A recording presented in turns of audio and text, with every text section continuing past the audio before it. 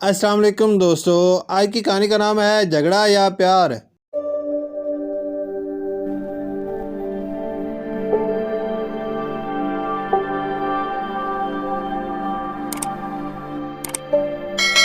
احمد اور لطیف دو بھائی ہیں۔ ادریس احمد لطیف سے 3 سال چھوٹا ہے اور پڑھائی میں اس سے 2 سال پیچھے ہے۔ لطیف 7ویں کلاس میں پڑھتا ہے۔ دونوں کی عادتیں ایک دوسرے سے بہت مختلف ہیں۔ لطیف کم عمر ہونے کے باوجود اکیلا رہنا پسند کرتا ہے اور بات چیت بھی کم کرتا ہے، جبکہ ادریس احمد اتنا شرارتی ہے کہ گھر کے سب لوگ اس کی شرارتوں سے تنگ رہتے ہیں۔ تاہم پڑھائی میں دونوں بھائی بہت اچھے ہیں اور کلاس میں ہمیشہ فرسٹ آتے ہیں، اس لیے اس کے پاپا اس کی شرارتوں کے باوجود اس سے خوش ہوتے ہیں۔ دونوں بھائیوں کے مزاج مختلف ہونے کی وجہ سے ان میں اکثر جھگڑا بھی رہتا ہے۔ شرارتی ادریس احمد کو اپنے چھوٹے بھائی لطیف کو چڑھانے میں بے حد مزہ آتا ہے، لیکن اس کا مقصد لطیف کا دل دکھانا نہیں ہوتا، بلکہ وہ صرف اسے ہنسانے اور اس سے کھیلنے کے لیے ایسا کرتا ہے۔ جبکہ لطیف اتنا ناراض ہو جاتا ہے کہ کئی دن تک اس سے بات نہیں کرتا۔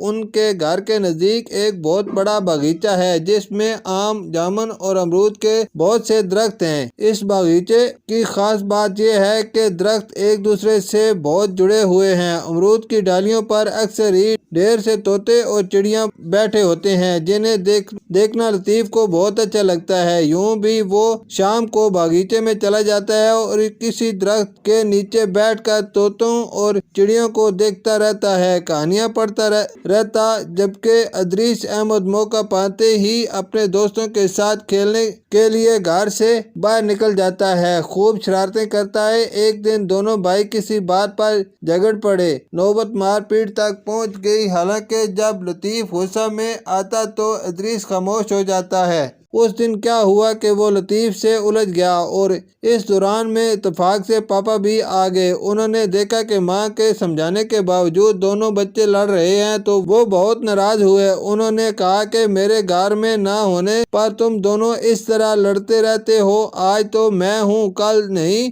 رہوں گا تو کیا اسی طرح سے لڑو گے؟ پھر تمہیں کون سمجھانے آئے گا؟ پاپا کی بات کا ادریس پر اتنا اثر ہوا کہ وہ بدل ہی گیا۔ وہ لطیف سے زیادہ خاموش اور اکیلا رہنے لگا۔ لطیف کو ادریس کا بدلا ہوا یہ روپ کچھ اچھا نہیں لگا۔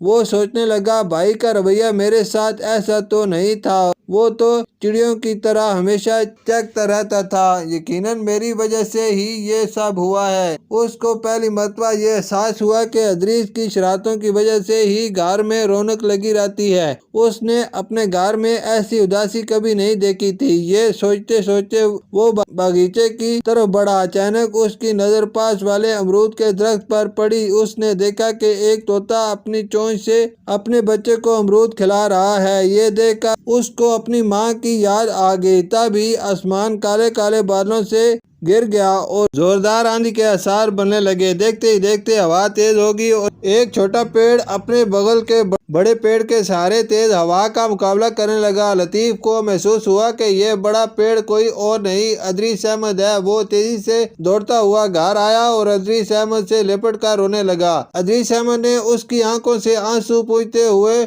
کہا، بھائی ادریس احمد، ہم پھر جھگڑیں گے، کیونکہ پیار ہو تو جھگڑا بھی پیار لگتا ہے۔ ان دونوں کو خوش دیکھ کر ان کے ممی پاپا بھی مسکرانے لگے۔ شکریہ۔